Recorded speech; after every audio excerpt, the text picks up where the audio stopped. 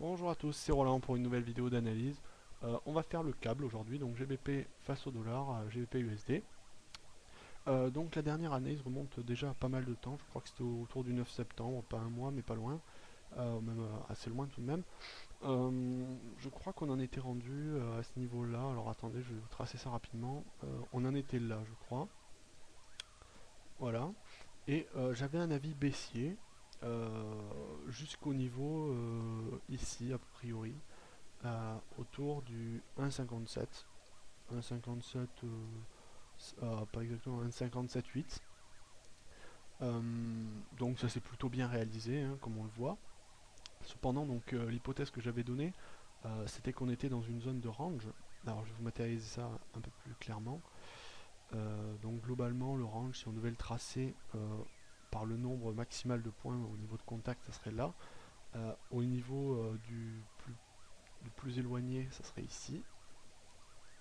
Vous voyez, donc on aurait une zone à peu près globalement ici, euh, une zone de rebond sur toute cette période, potentiellement une zone de rebond haussier, et inversement pour le haut du range, ici vous voyez je trace une résistance, et globalement donc la meilleure droite qui passe par le plus de points en fait, hein, c'est ça que j'appelle les meilleures droites, celle qui dispose de plus de contacts serait par ici.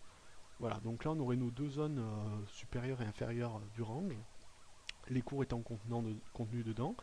Euh, on était plutôt dans la partie baissière, donc on était au milieu du range à peu près sur une tendance baissière avec une cassure de la droite de tendance ici que je vous trace, qui était une ligne de coup d'une ETE grossièrement tracée, mais tout de même je pense qu'on pouvait parler d'une ETE.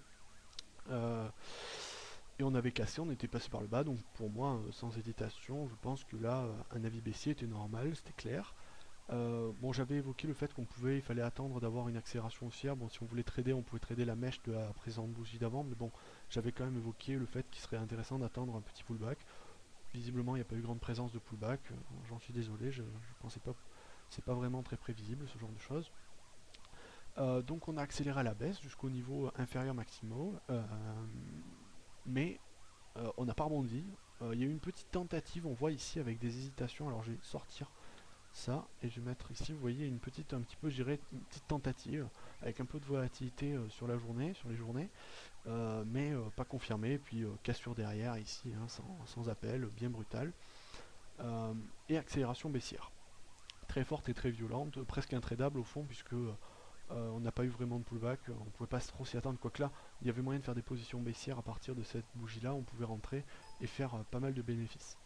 Autant fallait-il savoir où sortir. Alors maintenant, ce qui est, c'est qu'on est dans un range plus grand en fait. On est toujours dans un range, hein, je le précise, mais un range plus long terme. Je vais le tracer ici. Donc je vais supprimer les autres droites du range. On va peut-être garder celle-là. Mais notre nouveau range ici se trace ici à peu près. Et là, vous voyez, on a une belle droite qui est à la fois vraiment la droite la plus basse et qui passe par pas mal de points. Les points ici, on en a un là, et le troisième qui vient d'être fait ici avec un joli rebond dessus, hein. On voit on a eu une belle accélération haussière sur 3 jours. Bon, aujourd'hui ça va clôturer, mais bon, ça a l'air d'être plutôt parti haussier. Bon, c'est pas une figure en 3 soldats blancs, hein, bien sûr, on a des mèches quand même, mais les corps sont assez réguliers, sont haussiers, on n'a pas trop d'hésitation, c'est clair, on va presque avaler le dernier mouvement d'impulsion baissier. Donc c'est plutôt bien parti pour du rebond, à mon sens. Cependant, il faut faire gaffe à une chose. Euh, donc si je matérialise le range un peu plus long terme, ce sera compliqué parce qu'on était quand même sur une pente un petit peu haussière, vous voyez, sur cette partie, et baissière sur l'autre. Donc bon, c'est pas vraiment matérialisable, mais on avait quand même un range global.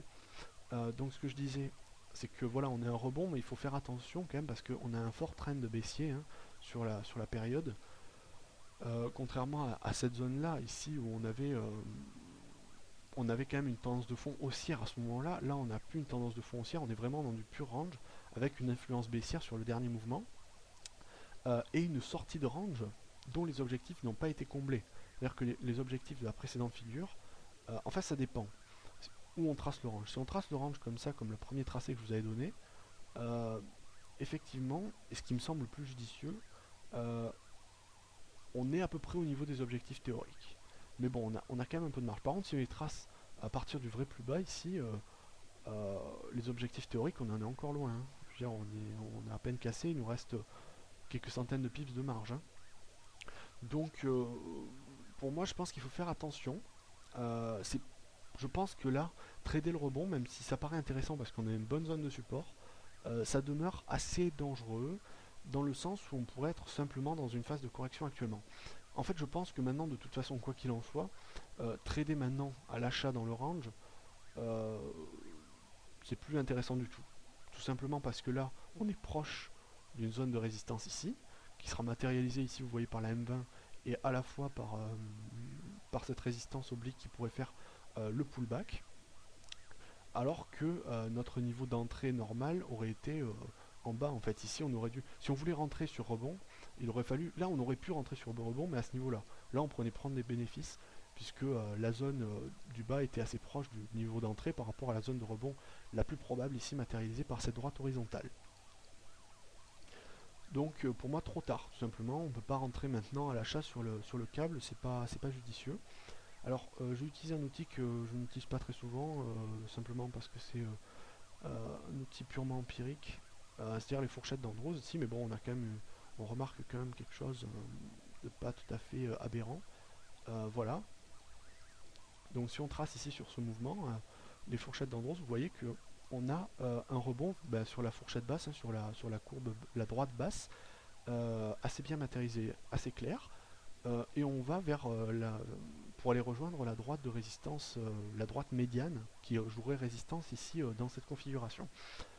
Donc pour moi, ça peut jouer, on a une zone forte ici, dans cette zone, de rebond potentiel baissier,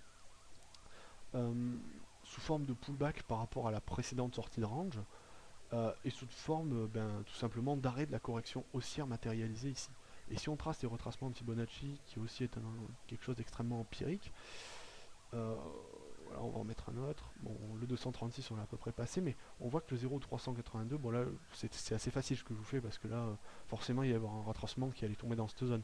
Mais on pourrait avoir une zone assez bien corrélée avec pas mal de choses, hein, moyenne mobile 20, que j'utilise beaucoup, fourchette d'Andrews, résistance oblique qui pour moi, résistance horizontale plutôt, qui pour moi est l'argument majeur. On a une bonne zone de rebond à baissier, donc pour moi je pense qu'il vaut mieux à la limite carrément privilégier un rebond baissier sous cette zone. Euh, quand on va la toucher, shorter sur signal baissier, donc sur une bougie baissière carrément, directement peut-être. Euh, Soit, alors dans la stratégie, donc, soit on va chercher, on fait l'hypothèse qu'on n'a pas rempli les objectifs théoriques encore de la première zone de range, donc on va les remplir, donc on va sortir en dessous de cette dernière zone de range plus importante, et donc on va casser ce niveau de 1,53, voilà, 1,53,3, qu'on va casser, on va passer en dessous, parce qu'on va remplir les objectifs du premier, et donc remplira ensuite les objectifs du second, et auquel cas vraiment faire un bon trend baissier, ce qui est très envisageable, mais qui reste dangereux du fait qu'on a un fort support horizontal ici. Donc moi ce que je pense qu'il vaut mieux faire, c'est shorter effectivement à ce niveau-là, placer un premier objectif, couper la moitié si les cours reviennent au 1,53,3 pour assurer ses gains. Donc c'est-à-dire que là, si on essaye de ramener quelques gains là-dessus, couper la moitié de la position, disons, et après on laisse courir le reste, de façon à limiter le risque. Donc auquel cas, si ça retourne à la hausse, eh bien on aura quand même, on perdra rien, voire même on gagnera si on a un stop assez serré. Et si ça part à la baisse, si ça continue à la baisse, ben là c'est banco, on continue à gagner. Évidemment, on gagnera moins qu'en proportion si on avait tout gardé, mais on élimine le risque de rebondir sur ce support de 1,53,3. Voilà, donc vous avez mon avis, hein. Recommandation, donc je dirais qu'il vaut mieux attendre encore pour shorter plus tard, donc la zone que j'avais matérialisée ici. Cependant, bon, on peut quand même avoir un rebond qui va nous ramener vers de la hausse continue, mais pour moi, c'est pas là. Certes, ça pourrait être la tendance naturelle de range, mais on est quand même sous influence baissière actuellement, et je pense qu'on pourrait avoir des rebonds baissiers à venir. Voilà, vous avez tout mon avis sur la paire GBP USD. Sur ce, j'espère que cette vidéo vous aura plu, et je vous dis bien sûr à bientôt